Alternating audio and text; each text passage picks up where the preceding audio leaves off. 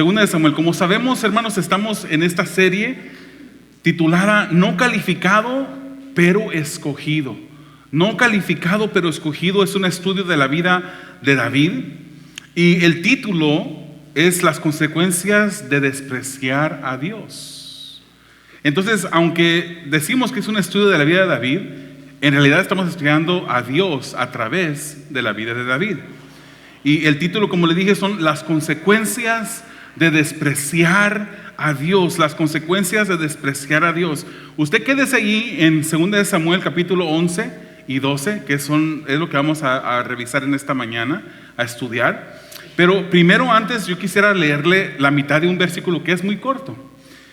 Dice el libro de Proverbios, capítulo 28, versículos 13, en su primer parte de ese versículo 13: quien encubre su pecado jamás prospera. Quien encubre su pecado jamás prospera. Y yo quisiera compartir con ustedes, dentro de esta serie, el mensaje en esta mañana titulado Las consecuencias de despreciar a Dios. Yo le preguntaría, ¿alguna vez usted ha despreciado a Dios? Yo creo que la mayoría de ustedes, incluso yo, a mí me gustaría decir, jamás he despreciado a Dios. Yo siempre le he dado a Dios el primer lugar, le he dado a Dios la primacía en mi vida. Nunca he despreciado a Dios. Pero hoy en día nos vamos a dar cuenta a través de esta historia que cada uno de nosotros, ya sea intencionalmente o no, que es igual, hemos despreciado a Dios. Y usted dirá, ¿cómo has despreciado a Dios? Vamos a verlo a través de esa historia en 2 de Samuel 11:12. ¿Cuántos de ustedes les gusta tener buena reputación? ¿Cuántos de ustedes les gusta ser personas que hablen bien de usted? No sé si usted es igual que yo, pero a mí no me gusta que hablen mal de mí. Hay veces que podrían hablar mal de mí y decir verdad, porque aunque me miran aquí con saco y tengo mis fallas y pecados, tengo que ser sincero con ustedes. A mí me gusta que siempre mi esposa hable de mis cualidades. Y le doy gracias a Dios que mi esposa no se pone a compartir, bueno, yo creo que no, ¿verdad? No se pone a compartir de las cosas que no son de tanta cualidad en mi vida. Pero a todos nos gusta tener una buena reputación. A todos nos gusta que hablen bien de nosotros. Nos gusta tener esa buena reputación. Fíjese lo que quiere decir reputación. Es la opinión o consideración en que se tiene a alguien o algo. O se podría decir también de esta manera: es el prestigio o estima en que son tenidos alguien o algo. La reputación es algo que nos gusta tener y es difícil de ganar buena reputación, ¿verdad? Facilito es que hablen mal de nosotros. Facilito es que de repente nuestra reputación no sea tan buena.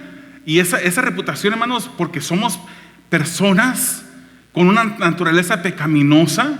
Hay veces que andamos caminando retirados de Dios y cometemos situaciones, y no voy a decir errores, hermanos. Hay personas que dicen errores, vamos a llamarle lo que es, cometemos pecados en nuestras vidas. Y nuestra reputación se desliza porque no estamos concentrados en la comunión que tenemos con Dios. Y hacemos cosas que le desagradan a Dios. Pero a cada uno de nosotros nos gusta buena reputación. Cuando nos conocen por nuestros pecados, esa reputación se cae al piso. Y para que esa reputación, hermanos, vuelva a ser edificada de nuevo para arriba, cuesta. Es como la confianza, ¿verdad? Usted quizás es como yo, no pueden tener y no acostumbran rápidamente confiar en alguien. Y cuando esa persona muestra ser una persona no confiable, usted rápido empieza a levantar sus murallas y empieza a tener sus reservas con esas personas, porque ellos han demostrado ser una persona que no son de confiar. Y para que ellos vuelvan a ganarse su confianza, cuesta. Igual la reputación. Cuando la reputación de repente es dañada, manchada por algo, cuesta volver a levantar esa reputación. Imagínese, usted puede meterse al internet y buscar reviews de restaurantes, y cuando de repente pasa algo en un restaurante y se escucha de que alguien se enfermó, hermanos, dígame que no es verdad. La mayoría de las personas, cuando ven algo negativo, son rápidos en compartirlo. Es por eso que los meseros, la gente que trabaja en comida rápida, está más acostumbrada a escuchar quejas de las personas que les digan: oye, qué buen servicio el día de hoy, qué rica estaba la comida, estaba caliente, fue rápida el mesero. Hermanos, acostumbremos a ver también las cualidades, ¿verdad? Y poder dar una buena retroalimentación cuando se nos trate bien. La reputación es algo similar a un legado, hermanos, pues son las acciones que forman la reputación que luego se transmite a las generaciones posteriores en forma de un legado. Todos nosotros quisiéramos dejar un buen legado para nuestros hijos, todos. Aquí no hay ninguna persona que diga: ay, yo quisiera dejarle el peor legado a mis hijos, pasar las peores historias de mi vida para mis hijos. Yo sé que no hay nadie aquí de esa manera. Pues le voy a decir una cosa: David era un hombre que Dios lo usó de gran manera. Era un rey de Israel, quizás el más conocido, el de más prestigio, incluso el que más reconocimiento tiene hasta el día de hoy. Usted habla con un judío y le pregunta sobre los reyes de antaño, ellos se van a recordar del rey David. Era una persona que Dios usó de gran manera. A él se le dice en la palabra que era un hombre conforme al corazón de Dios. Qué bonito, ¿verdad? Qué bonito que usted también, de usted dijeran: esa es una persona, es una mujer conforme al corazón de Dios, es un hombre conforme al corazón de Dios. Hay otras personas que recibieron bonitos títulos. Por ejemplo, Abraham también, a él se le llamó el amigo de Dios. Qué bonito. Son cosas bellas, hermosas, que se pudieron decir de personajes como este. Y David se dijo que era un hombre conforme al corazón de Dios. Dios lo usó de gran manera. Dios lo libró de las manos de un rey que estaba celoso. Ya lo hemos hablado en semanas pasadas. Este rey Saúl estaba buscando matar a David porque le tenía celos. Ya el Espíritu de Dios se había apartado de Saúl, y él sabía que David iba a ser el próximo rey. Ya David había sido ungido como el próximo rey de Israel. Y Saúl buscaba matarlo, pero no lo pudo matar. ¿Por qué? Porque Dios lo libró de la muerte a manos de Saúl. Dios también en David hizo grandes victorias militares. David, después de ser un jovencito que no sabía de guerra, Dios lo levantó, le dio buena reputación. Él dejó un buen legado de ese lado militar, lo hizo un hombre poderoso. Hoy en día, hermanos, nos recordamos de diferentes historias sobre David, porque Dios usó a David grandemente. Imagínense nada más, cuando usted de repente camina por la vida como cristiano y se encuentra desanimado, se encuentra con necesidad de que alguien le levante el ánimo. ¿Qué es lo que usted hace como cristiano? Usted va al libro de los Salmos. Y dentro de los Salmos no fueron escritos todos por David, pero Dios usó a David para escribir decenas y decenas de salmos que ahora usted puede leer y ser animado con esos salmos. Son cosas bellísimas que Dios usó a David para escribir. Pero, hermanos, en la vida de David es conocido por dos sucesos que son muy diferentes. Uno de esos sucesos fue cuando él andaba caminando cerca de Dios. Y otro de esos sucesos por el cual David es conocido es cuando él andaba caminando lejos de Dios. El primero, cuando él andaba cerca de Dios, se recuerda a ese jovencito que de repente se enfrenta, sin ninguna experiencia militar de batalla, se enfrenta a un gigante que medía, de acuerdo a la escritura, 9 pies 6 pulgadas. Un hombre experimentado en la guerra, dice la Biblia que era un paladín.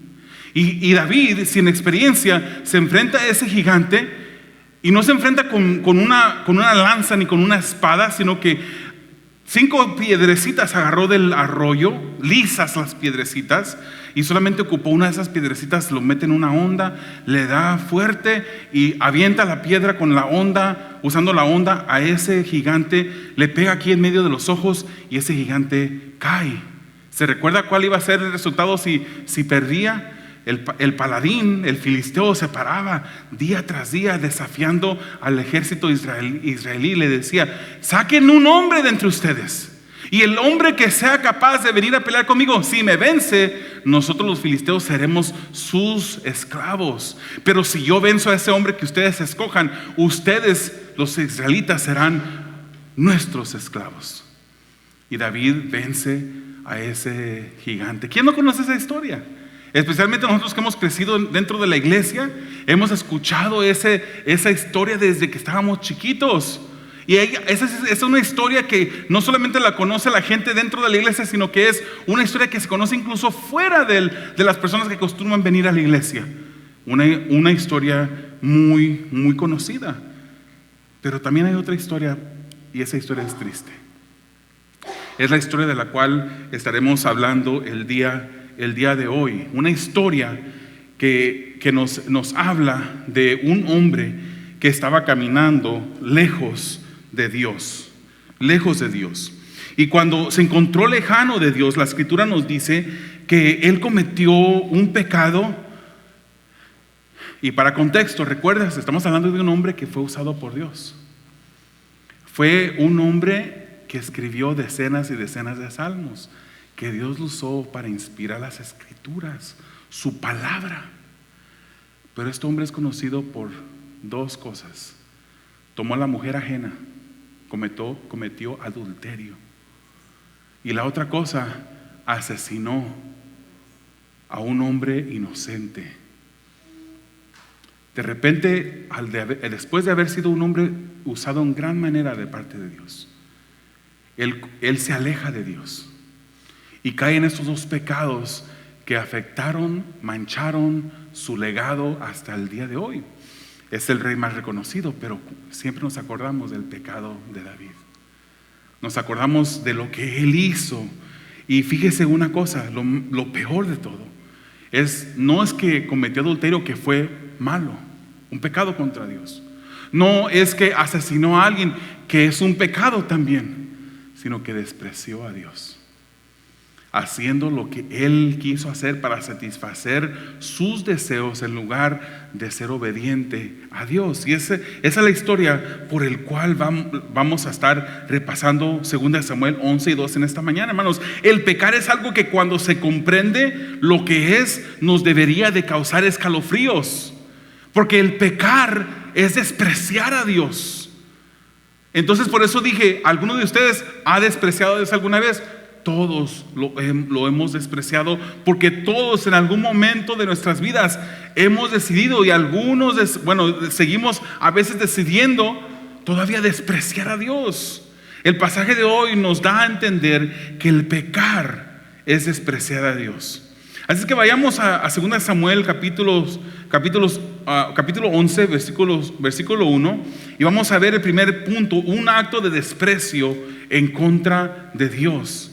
2 Samuel 11:1 dice: en la primavera, que era la época en que los reyes salían de campaña, David mandó a Joab con la guardia real y todo el ejército de Israel para que aniquilara a los amonitas y sitiara la ciudad de Rabá. Pero ¿qué? David se quedó en Jerusalén. ¿Qué estuvo mal en este versículo? Hermanos, las palabras son importantes y la escritura a propósito usa esa palabra pero. En la primavera, cuando salían los reyes a las campañas, esos son guerras. Son los tiempos cuando los reyes salían a la guerra en contra de sus enemigos. Y eran guerras físicas, hermanos. No eran guerras de juegos, eran guerras físicas. Los reyes salían de campaña, no mandaban de campaña, ellos mismos salían con su ejército, pero David se quedó en casa. David no estaba donde tenía que estar. Y esta acción exterior fue significativa porque demostraba lo que había adentro de la vida de David. Él no cumplía sus responsabilidades como rey de Israel. Él mandó a su ejército, a la guardia real, a Joab el general, lo mandó para que fuera a la guerra, pero él se quedó en casa, se quedó en Jerusalén. Él debía estar allá afuera, pero no lo hizo. No cumplió con sus responsabilidades. Y además, ¿sabe qué? El versículo 2 nos dice, aunque no va a aparecer acá enfrente, pero el versículo 2 nos dice que él se levantó ya tarde. O sea, que no solamente no cumplió sus responsabilidades de ir con el ejército, sino que también estaba flojereando. En buen término mexicano. Estaba flojereando, estaba de ocioso David. En lugar de estar allá, se levanta tarde. Y hermanos, hay un dicho que dice que el ocio es el terreno de trabajo de Satanás. Cuando nosotros estemos de ociosos, peligramos. Es por eso que es importante, hermanos, estar siempre ocupados en la palabra. Cuando tenga tiempo libre, y aunque no tenga, hermanos, haga tiempo para que lea la palabra durante la semana, para que ofrezca al Señor tiempo en oración. Dice la escritura que David, ya levantándose tarde, se paseaba por la azotea del palacio. Y hermanos, no sé si usted sabe esto, pero el palacio era construido en el área más alta, en el terreno más alto de la ciudad. O sea que las demás casas que había alrededor del palacio le quedaban abajo. Y mientras que se paseaba en la azotea, donde él podía ver todo lo que acontecía alrededor, él de repente fija sus ojos para abajo y ve a una mujer que se estaba bañando. Y obviamente, al igual que ahorita, las costumbres no han cambiado. En aquel tiempo también se bañaban sin ropa. Y en este caso, David voltea a ver a esta mujer que se estaba bañando. Y la belleza de esta mujer atrajo a David. Y no, en lugar de haber rápido decidido a no contemplar lo que estaba mirando y voltear su vista para otro lado, él quedó con su vista fijándose hacia esta mujer. Él estaba mirando para abajo. Como significativo, ¿verdad? No quiero espiritualizar esto, pero en lugar de estar mirando hacia arriba, hacia Dios, él miraba a una mujer que no era su mujer, bañándose, mientras que se paseaba por la azotea. Y además de eso, hermanos, fíjese lo que hizo. La escritura nos dice que mandó a preguntar: ¿quién es esta mujer? Le llamó la atención. Vio primero y luego eso lo movió en acción, codició en su corazón y se fue a preguntar para que investigaran quién era esta mujer. Y 2 de Samuel capítulo 11 versículo 3 nos dice que le informaron: se trata de Betsabé, que es hija de Elián y esposa de Urías elitita.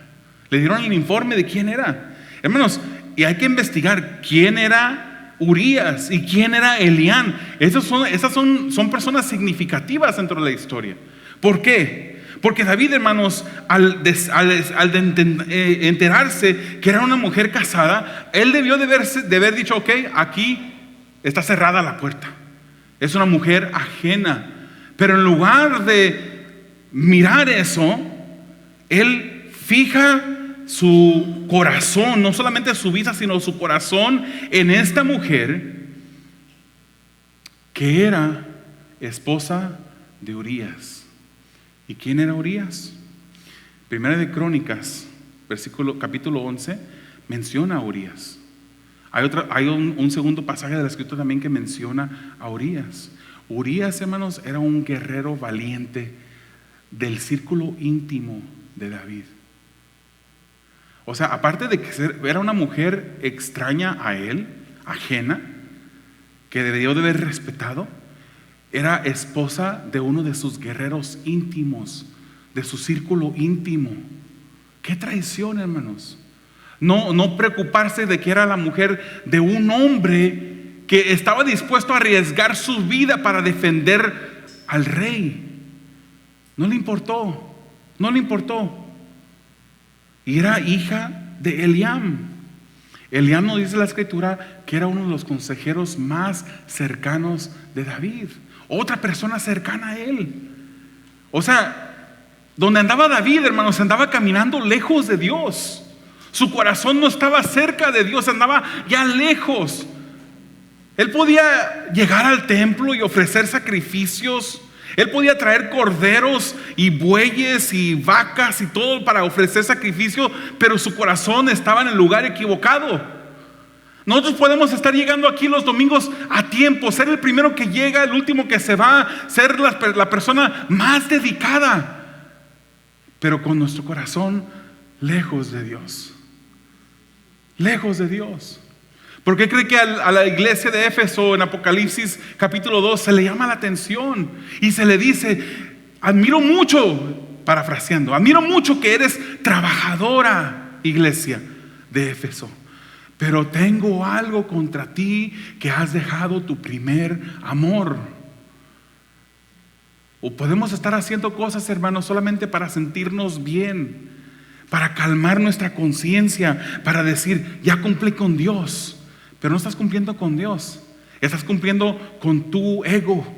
Estás haciendo las cosas por tu ego si vienes a servir, pero te descuidas de la relación que tienes con Dios. Una relación que debes de cuidar día tras día. Así estaba David. No le importó que era una esposa de uno de sus valientes que seguramente lo había defendido. No le importó que era hija de Eliam, uno de sus consejeros más cercanos. Nada de eso le importó. Pero lo más triste es que no le importó lo que Dios pensaba de sus acciones. Dice la escritura que preguntó quién era, y después de preguntar quién era, mandó a llamarla y se acostó con ella. Se acostó con ella. Hermanos, cuando el pecado en nuestra vida toca a la puerta de nuestro corazón, debemos de tener cuidado, hermanos. Y muchas veces estos pecados entran por los ojos, y después de entrar por los ojos bajan al corazón y codiciamos. Y después de haber entrado por los ojos y en el corazón codiciamos, se van a la acción. Ese es el modelo que vemos no solamente aquí, lo vemos con Acán. Dice la escritura que cuando Acán vio el manto babilónico y el lingote de oro, después de haber derrotado la ciudad de Jericó, dice, se le había dado una orden a todos que no tomaran nada, que era anatema, pero no le importó. Vio, codició y tomó. Y la escritura nos dice que fue y lo escondió debajo de su tienda. ¿Y qué fue lo que pasó después cuando Dios descubrió lo que había hecho? Murió él con toda su familia. Hermanos, el pecado trae consecuencias a nuestras vidas. Trae consecuencias. Por eso Dios no es que Dios sea un Dios aburrido. Es que Dios no quiere que yo me disfrute la vida, que viva la vida loca. Ese no es Dios. Dios nos ama tanto que nos pone barreras, nos pone límites para evitarnos el sufrimiento que causan los pecados de los cuales somos tentados en nuestras vidas. Santiago 1, 14 al 15 dice: todo lo contrario, cada uno es tentado cuando sus propios malos deseos lo arrastran y seducen. Luego, cuando el deseo ha concebido, engendra el pecado, y el pecado, una vez que se ha consumado, da a luz la muerte. David peca con esta mujer, que no era suya, y no era cualquier mujer, era la mujer de uno de sus guerreros íntimos, de uno de sus consejeros, hija de uno de sus consejeros íntimos. Vayamos ahora al versículo 4 hasta el 26 del capítulo 11 de Segunda de Samuel. El esconder el pecado incrementa la caída. Hermanos, a veces cuando hay personas que cometen situaciones o cometen delitos que piensan que se salvaron. ¿Cuántos de nosotros cometeríamos algún delito? Nos meteríamos a robar a un banco si supiésemos y se nos dieran una garantía que nunca nos van a cachar. Otra vez, buen mexicano, ¿verdad? La palabra cachar. Que nunca nos van a descubrir. ¿Cuántos de nosotros haríamos eso? ¿Cuántos de ustedes, si se encuentran una bolsa de dinero llena de puros billetes de 100, la agarran y en lugar de que su primer pensamiento sea ¿de quién será esto? ¿A quién? ¿Cómo podré encontrar yo el dueño de eso? Más bien la agarran, voltean a un lado, voltean al otro y parece que no hay nadie que me está mirando y pensamos hasta en lo que vamos a gastarnos el dinero, pero se nos olvida voltear para arriba. Eso fue lo que le pasó a David. David pensó que él había cometido el pecado perfecto, de la manera perfecta. Él pensó que había salido ileso después de haber cometido este pecado, pero había un Dios en el cielo que lo estaba mirando todo. Dice 2 Samuel 11, 4 y 5, dice: después de eso, ella volvió a su casa, Abigail, la mujer de Urías. Hacía poco que Betsabé se había purificado de su menstruación, así que quedó embarazada y se lo hizo saber a David. ¿Qué voy a hacer ahora? Me imagino que pensó David. Pensó él, todo salió a la perfección, disfruté. Algunas personas se habrán dado cuenta, pero son personas que saben que soy el rey y no va a haber escándalo. Me van a guardar el secreto. ¿Ahora qué hago? Habrá pensado él. ¿Ahora cómo voy a seguir escondiendo este pecado? Hermanos, ¿no hemos pensado igual que David alguna ocasión? Que hemos cometido el pecado y hemos decidido, en lugar de confesarlo, arrepentirnos delante de Dios, pensado: ¿cómo voy a esconderlo ahora? La ley mandaba que toda persona que cometiera adulterio, y el rey no era la excepción, aunque era poco posible que un rey le pasara esto, pero la ley mandaba que cualquiera que cometiera adulterio fuese muerto, fuese apedreado. Eso, y David vivía dentro del tiempo de la ley. Y en lugar de haber arrepentimiento en él continuó por su mismo curso. ¿Cómo le voy a hacer? Ha de haber pensado. ¿Cómo voy a volver o seguir ocultando lo que sucedió? Y él dijo: ya sé, llamaré a su esposo de la guerra. Y así lo hizo. Llamó a mandar a Urías de la guerra. Y él pensó: si el esposo llega a su casa y se acuesta con su esposa, listo. Él pensó de esa manera. Hermanos, se escucha gracioso, pero yo cuando yo leía este pasaje para estudiarlo y preparar este mensaje, a mí me dio una tristeza profunda en pensar quién era David, cómo Dios lo usó y cómo se atrevió a pecar tomando a la mujer extraña, no reconociendo lo que Dios decía, no poniendo atención sobre lo que Dios manda en la ley sobre esto. Él llama a Urías, y cuando llega Urías delante de David, le pregunta: ¿y cómo va la guerra? Esto, hipócrita, se había convertido en hipócrita. Él no quería saber lo que estaba pasando en la guerra. Él tenía sus intenciones de mandar a Urías hacia su casa para que se acostara con su mujer. Y David lo alienta a este guerrero que seguramente estaba cansado de la guerra, que estaba cansado del viaje que había tomado para ir hacia Jerusalén, y con tiempo de no estar en la presencia de su esposa, lo anima a que se vaya a su casa, que se vaya a su casa. Incluso David se convierte en un sobornador, porque nos dice la escritura que le envía inmediatamente, cuando lo animó que se fuera y salió de la presencia de David, le dio un obsequio. Le mandó un obsequio, un soborno. Pero Urías, hermanos, era el tipo de persona de honor, de carácter, un tipo de persona recta, de rectitud. Y él no se fue a su casa. Él se fue saliendo del palacio, y dice la escritura que se puso a dormir a la puerta del palacio, donde dormía el resto de la guardia real. Él no se fue a su casa, estaba a pasos de su casa, pero él se quedó a dormir allí. Yo me pregunto, hermanos, ¿sabría Urías que ya su mujer se había acostado con el rey? ¿Sabría Urías que le habrán contado a Urías que, ¿sabes qué? Mira, por ahí está diciendo que esto fue lo que pasó? Es posible, pero yo no creo que es así. Yo creo que Urías era una persona de rectitud, de honor y de carácter. Aparte, hermanos, ¿cómo puede Urías quedarse tranquilo sabiendo que ha sido traicionado de la manera más vil por quien él honraba? Aquella persona por la cual él hubiese puesto su vida para defender al rey. Y 2 Samuel 11, 10 y 11 nos dice así: David se enteró de que Urías no había ido a su casa, así que preguntó: ¿has hecho un viaje largo?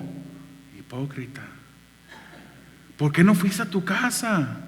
En este momento respondió Urías: tanto el arca como los hombres de Israel y de Judá se guarecen en simples enramadas, y mi señor Joab y sus oficiales acampan al aire libre, y yo voy a entrar en mi casa para darme un banquete y acostarme con mi esposa.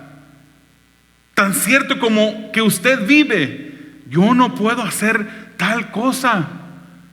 Urías era un hombre responsable, un hombre de honor que decidió mejor dormir a la puerta del palacio en lugar de ir a disfrutar de su cama, en lugar de ir a disfrutar de su mesa con un banquete. Él sabía: yo tengo que estar en la guerra, no debería estar aquí, debería estar yo luchando en la guerra, porque ahí están mis compañeros. Él deseaba regresar, pero era obediente al rey que lo había llamado. Entonces David le dice: ok, está bien, pero quédate una noche más. Pero David tenía sus intenciones.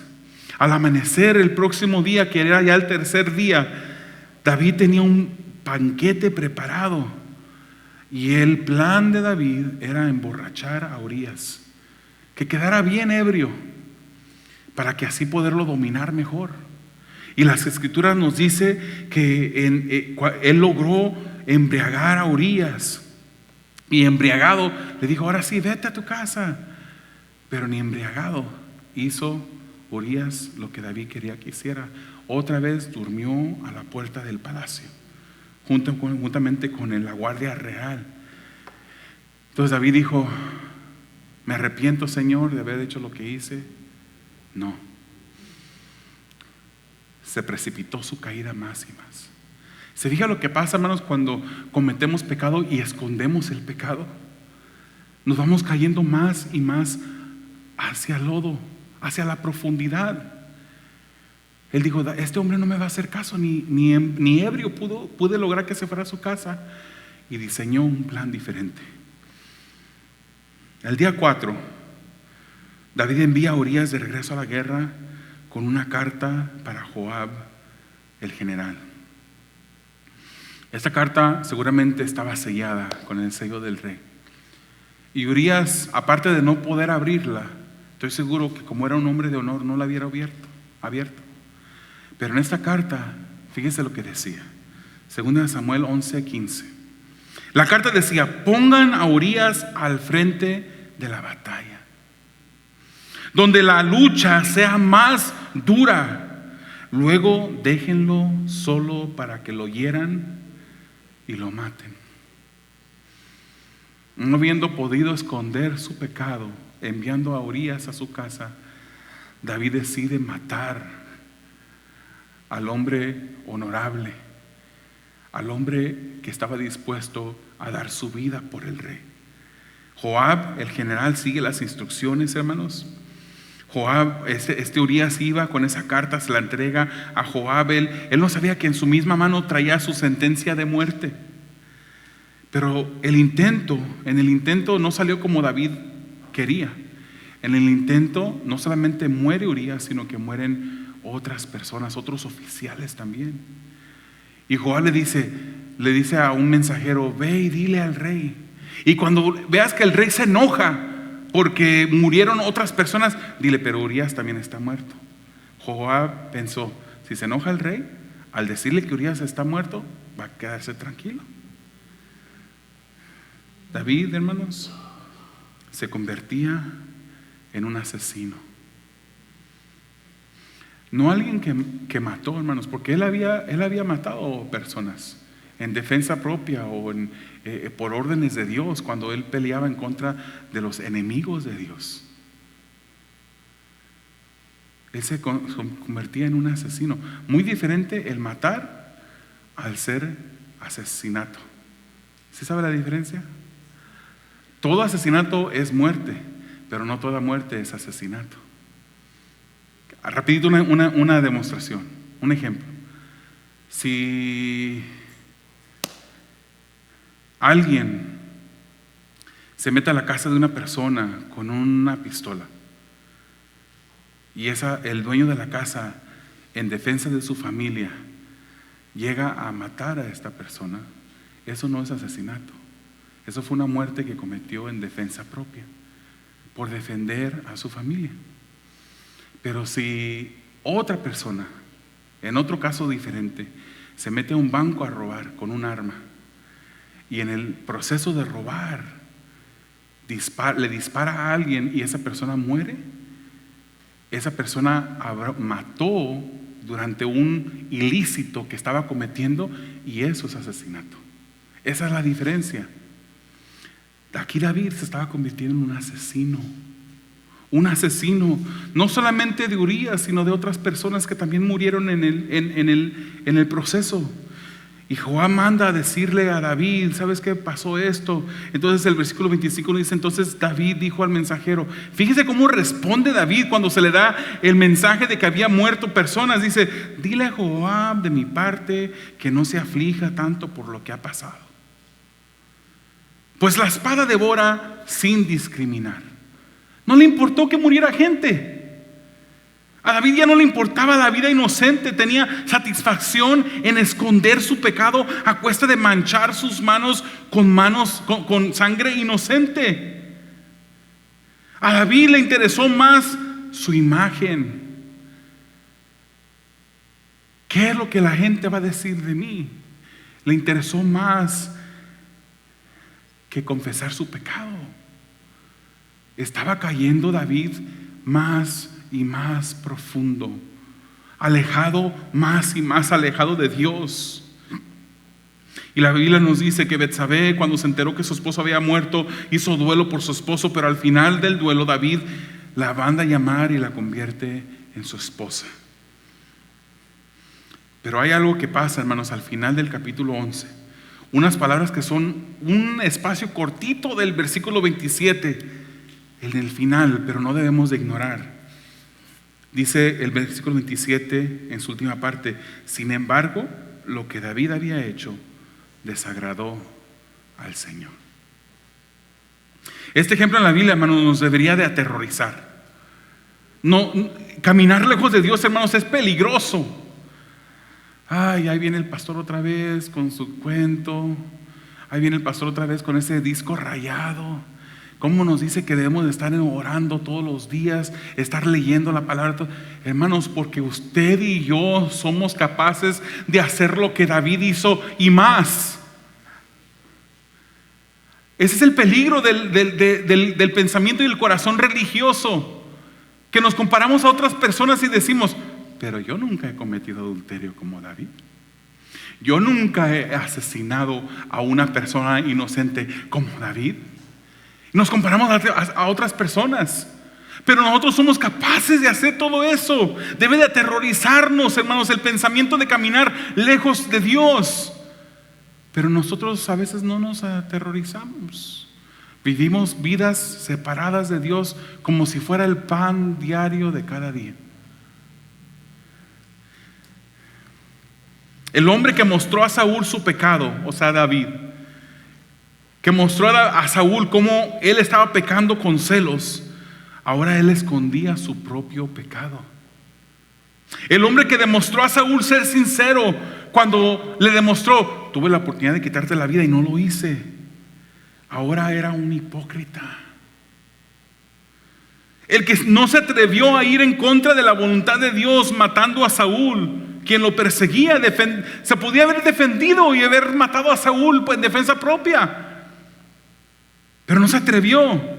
Ahora se había corrompido, volviéndose sobornador y haciendo toda clase de violaciones en contra de la ley de Dios. El hombre que se había dolido, hermanos, cuando supo de la muerte de Saúl y de la muerte de Jonatán, ahora era un asesino él mismo. Ya no le interesó la vida inocente y más bien le interesó su imagen propia. Se recuerda de ese hombre, de ese jovencito que cuando llegó al campo de la batalla y estaba Goliat desafiando al pueblo, él se enardeció.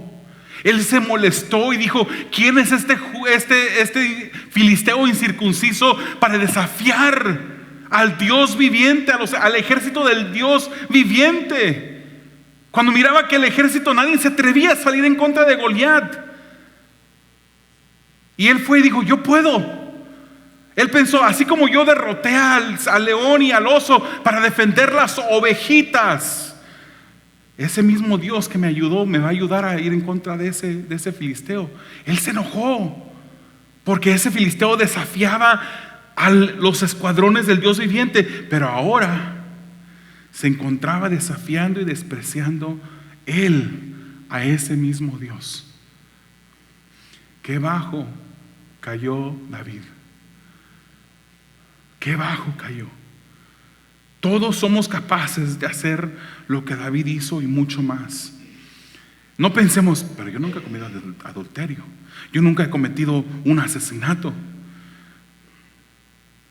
Hay otros pecados que hacemos, y el pecado es despreciar a Dios. Hermano, ¿hay pecado no arrepentido en ti? Cuando pecamos, encubrimos, tratamos de tapar nuestro pecado. Recuerde Proverbios 28:13: quien encubre su pecado jamás prospera. A veces, hermanos, podemos decir somos inocentes de adulterio o somos inocentes de asesinar, pero a veces somos falsos, a veces somos hipócritas con Dios y con los hermanos. ¿Y qué dice Isaías 29:13? Dice: el Señor dice: este pueblo se acerca a mí con la boca y me honra con los labios, pero su corazón está lejos de mí. Su adoración es solo un mandamiento humano que le ha sido enseñado. Solamente venimos porque es la costumbre del domingo. Se llegó el tiempo de llegar al servicio, vamos al servicio. Lo hacemos religiosamente por nosotros, pero no por Dios. ¿Usted cree que cuando los hermanos se paran acá enfrente y cantan, nos dirigen en alabanza, no diga usted: ay, los cantos de ahora no me gustaron tanto? No diga usted: los cantos de la semana pasada, el músico, el cantante que estuvo ahí. Hermano, los cantos, le tengo una noticia: los hermanos ensayan los cantos cada semana, pero esos cantos no son para usted. Si usted se atreve a decir: no me gustaron, lo lamento, hermano, lo siento. No eran para usted, eran para adorar y exaltar el nombre del Señor. Entonces, cuando nos reunimos, no lo estamos haciendo por nosotros. No hagamos cosas en este lugar por nosotros, hagámoslo por Dios. Dios es el centro. El pastor no es el centro. El hermano que está de técnico no es el centro. El hermano que está cantando no es el centro. Olvídese de todos ellos. El centro de nuestra adoración debe ser Dios, y solamente Dios, siempre. A Él nos debemos. Primera de Juan 2:9 nos dice cómo a veces somos falsos e hipócritas con nuestros hermanos. El que afirma que está en la luz, pero odia a su hermano, todavía está en la oscuridad. Lo voy a repetir porque a veces no lo entendemos. El que afirma, el que dice: yo soy cristiano, yo estoy en la luz, yo ando en la luz. No puede haber ningún cristiano que no ande en la luz. Si es cristiano, anda en la luz. Y si usted dice que es cristiano, pero odia a su hermano, no es verdad que es cristiano. No es verdad. No lo digo yo, afortunadamente. Lo dijo Juan, inspirado por el Espíritu de Dios. El que afirma que está en la luz, pero odia a su hermano, todavía está en la oscuridad. En la oscuridad. Y Romanos 12:9 nos dice que el amor debe ser sincero. Es por eso que al final del servicio tenemos pan y café. Una de las razones. No porque tenemos que tener pan y café, hermanos. No se sienta mal si un día de repente decimos: no pudieron traer pan, no, se quebró la cafetera, no hay café y pan en esta tarde. No se sienta mal, Porque el café y el pan no es el motivo por el cual venimos. Imagínense usted un día, hermanos, hoy día no vamos a tener predicación, vamos a traer aquí la charrada de pan y vamos a todos disfrutar de un momento de pan y café. Ese no es el motivo por el cual venimos. Tenemos pan y café para que después haya compañerismo, pero lo primordial es la palabra, es alabar al Señor por medio de canto, y ya después, en compañerismo, en amor no fingido. Si tiene algo contra un hermano, vaya con él, vaya con ella, arregle esa situación, especialmente hoy que vamos a tener la comunión. No tomemos la comunión de manera incorrecta, nos volvemos, inclusamente nos decimos, yo nunca he matado a nadie, pero somos asesinos de nuestros hermanos. A lo mejor usted nunca empuñó un revólver y nunca le disparó a alguien. A lo mejor usted nunca empuñó un cuchillo y nunca se lo enterró a alguien. Pero la Escritura nos dice que somos asesinos de nuestros hermanos. Primera de Juan 3:15. Todo el que odia a su hermano es un asesino. Y ustedes saben que en ningún asesino permanece la vida eterna. Mateo 5:23-24 dice: por lo tanto, si estás presentando tu ofrenda en el altar y ahí recuerdas que tu hermano tiene algo contra ti, deja tu ofrenda allí delante del altar, ve primero y reconcíliate con tu hermano, luego vuelve y presenta tu ofrenda. Y aquí no necesariamente estamos hablando de una ofrenda, hermanos, de diezmos, no estamos hablando de algo monetario, estamos hablando de servir a Dios, de levantar nuestras manos en canto, de ser ujier, de servir en la alabanza, de servir en diferentes áreas de la iglesia. Antes de que tú hagas eso, mejor arregla lo primero, reconcíliate con tu hermano y después presenta tu ofrenda delante del Señor. Después presenta tu servicio a Dios a través de la iglesia al Señor. Nos volvemos, hermanos, idólatras de nosotros mismos, buscando nuestro placer, nuestra voluntad, en lugar de buscar la voluntad de Dios. Sé que me he tardado. Vamos al último y final punto: la confrontación, la confesión y arrepentimiento. Segunda de Samuel 12, del 1 al 14. Hermanos, en la misericordia y gracia de Dios, Dios no dejó a David en el lugar donde estaba. Dice la Escritura que Dios envió a Natán. Natán era un profeta de Dios y lo envió hacia David. Y Natán, hermanos, sabemos por la Escritura que era un profeta que estaba cercano a David, era como un amigo de David. Pero le dice una historia. Habían dos hombres, un hombre era rico, el otro era pobre. El hombre rico tenía muchas vacas y muchas ovejas, y el pobre solamente tenía una ovejita que había comprado y había criado como uno de su familia. Esta ovejita comía del mismo plato que el dueño, bebía de la misma copa que el dueño. Esta ovejita fue criada como una más de sus hijas, dormía en el regazo de este hombre pobre, esta única ovejita que tenía. Pero un día, el hombre rico recibe un visitante que viene, un viajero que viene de lejos, y en lugar de que el hombre rico agarre una de sus muchas ovejitas, va con el hombre pobre y le quita la única ovejita que tiene. Le dice Natán a David: esta ovejita del hombre pobre la mata, la prepara, la cocina y se la convida al hombre viajero que andaba visitando al hombre rico. Recordemos, hermanos, que esta historia significaba algo para David. Antes de David ser rey, ¿qué era? Antes de ser ungido como rey de Israel, ¿qué era? Era un pastor. Él cuidaba de ovejas. Y Natán le presenta esta historia de esta ovejita que el hombre rico le quita al hombre pobre. Y fíjese lo que David responde. Segunda de Samuel 2, 5 y 7. Tan grande fue el enojo de David contra aquel hombre que respondió a Natán: tan cierto como el Señor vive, quien hizo esto merece la muerte. ¿Cómo pudo hacer algo tan ruin? Ahora pagará 4 veces el valor de la oveja. Entonces Natán dijo a David: tú eres ese hombre. Yo no me imagino lo que David sintió en ese momento. Cuando él se enardeció, él se enojó. Hermanos, qué irónico que los que son culpables de algún pecado no lo puedan tolerar en otros. Son los primeros en apuntar el dedo cuando ellos mismos están pasando una situación y cometiendo el mismo pecado. David apela a la ley, dice, tiene que sustituirle 4 veces. La ley decía que si tomabas algo que no era tuyo, o se destruía algo que no era tuyo por tu culpa, tenías que responder con 4 veces el valor.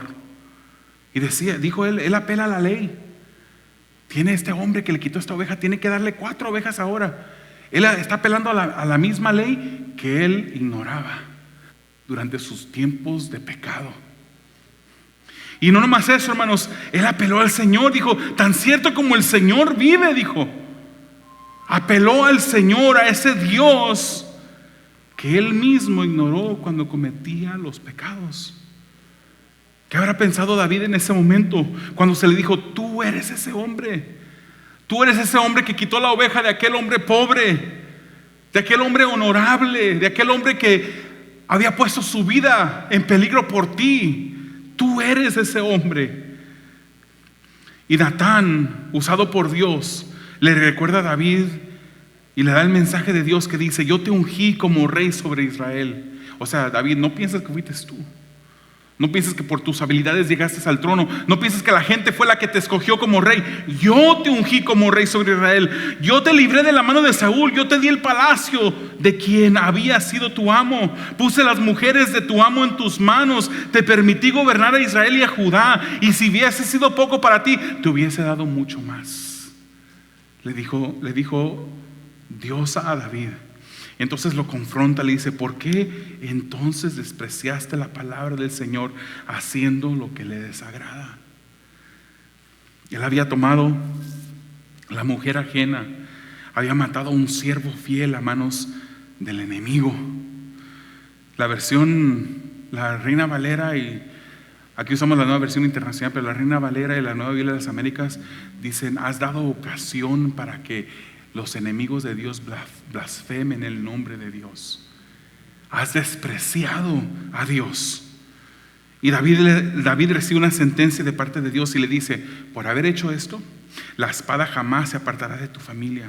El desastre merecido surgirá dentro de tu familia. Ante tus propios ojos tomaré a tus mujeres y las daré a otro a la plena luz del día. Le dijo: lo que tú has hecho a escondidas, yo lo haré en público. Esa era la sentencia de parte de Dios. Pero fíjese ahora la reacción de David después de ser confrontado. En 2 Samuel 12:13 dice él: he pecado contra el Señor. Reconoció David ante Natán. Hermanos, Proverbios 28:13 dice: quien encubre su pecado jamás prospera.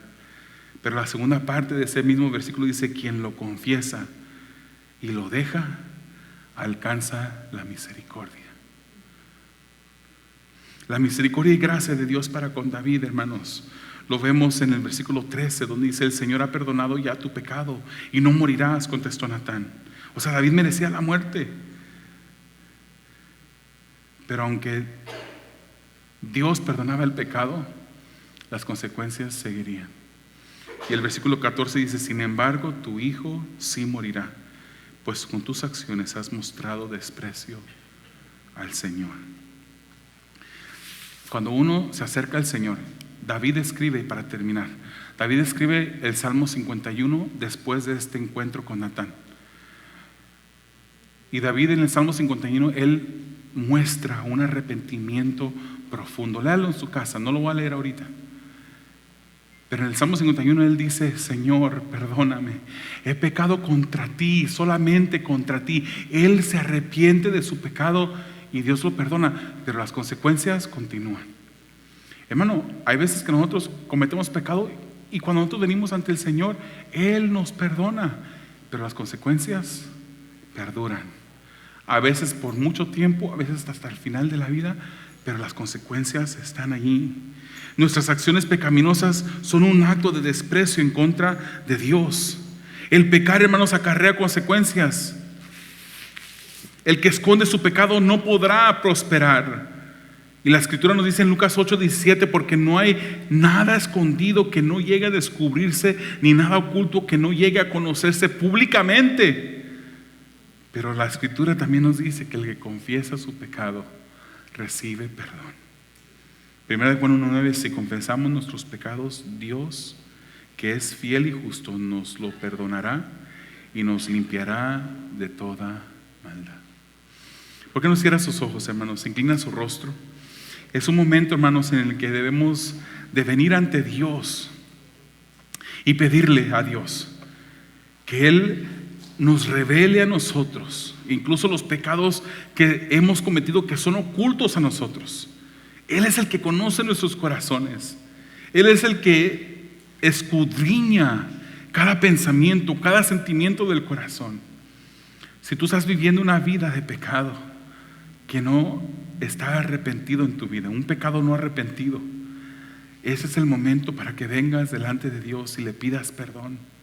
Te arrepientas y le pidas al Señor misericordia, y yo te aseguro que Él está listo para perdonarte. Amado Dios, ayuda a tu pueblo, Señor, a reconocer que el pecar es despreciarte a ti, a reconocer, Señor, que cada vez que decidimos satisfacer nuestros deseos, cada vez que decidimos, Señor, tomar un curso que está fuera de tu voluntad, es despreciarte, Señor. Es idolatría el querer nosotros hacer nuestra voluntad antes que la tuya. Y ayúdanos, Señor,